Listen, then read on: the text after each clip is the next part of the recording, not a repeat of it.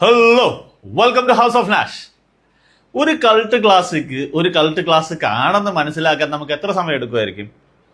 ചിലപ്പോൾ ഒരു കൊല്ലം, ചിലർക്ക് പെട്ടെന്ന് തന്നെ കത്തും. എന്നെ പോലുള്ളവർക്ക് പെട്ടെന്ന് തന്നെ കത്തും. ഞാൻ കുറച്ച് ധൈര്യത്തോട് കൊടുത്ത് പറയുന്നത് അത് കൾട്ടാണ്, അത് കൾട്ടായ മാറാൻ പോകുന്ന സാധനമാണ്, നമുക്ക് നേരത്തെ മനസ്സിലാകും. ചിലർക്കൊരു 2-3 പ്രാവശ്യം കാണുമായിരിക്കും. ചിലർക്ക് 4 കൊല്ലം എടുക്കായിരിക്കും, 5 കൊല്ലം എടുക്കായിരിക്കും, 10 കൊല്ലം എടുക്കായിരിക്കും, 15 കൊല്ലമായിരിക്കും. 20 കൊല്ലം എടുത്തു ഒരു കൾട്ട് ക്ലാസിക് അതിൻ്റെതായ രീതിയിൽ എത്താനും. അത് കൾട്ട് ക്ലാസിക് ആണെന്നുള്ള കാര്യങ്ങൾ നമ്മൾ ഇന്ത്യക്കാരറിയാൻ വേണ്ടി സായിപ്പന്മാരൊക്കെ കണ്ടുപിടിച്ചതിന് ശേഷമാണ് ഞാൻ പറയാൻ പോകുന്നത്. 2001 ഇറങ്ങിയ ഒരു സിനിമ 2016 അമേരിക്കയിൽ ഒരു ഫെസ്റ്റിവലിൽ കാണിച്ചപ്പോഴത്തേക്ക്, അവിടുത്തെ ഒരു ഫാന്റാസ്റ്റിക് ഫെസ്റ്റിവൽ എന്ന് പറയുന്ന ഒരു ഫിലിം ഫെസ്റ്റിവലിൽ കാണിച്ചപ്പോഴത്തേക്ക് അവിടെ സ്റ്റാൻഡിങ് ഓവേഷൻ കിട്ടിയ ഒരു സിനിമ, ഒരു സൗത്ത് ഇന്ത്യൻ സിനിമ അത്രയും വലിയ ഹിറ്റായത്. വീണ്ടും അത് റീമാസ്റ്റർ ചെയ്ത് ഇന്ത്യയിൽ ഇറക്കിയപ്പോൾ, സൗത്ത് ഇന്ത്യയിൽ ഇറക്കിയപ്പോൾ അതൊരു ഹിറ്റായി മാറി.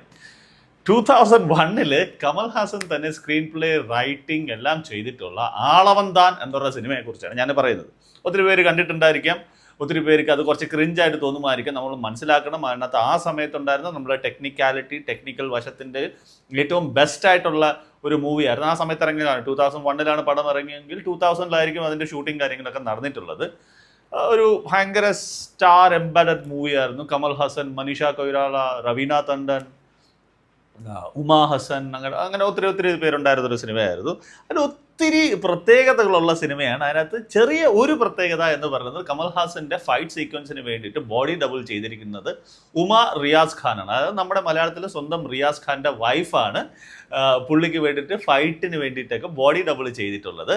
പിന്നെ ഇതിനകത്തുള്ള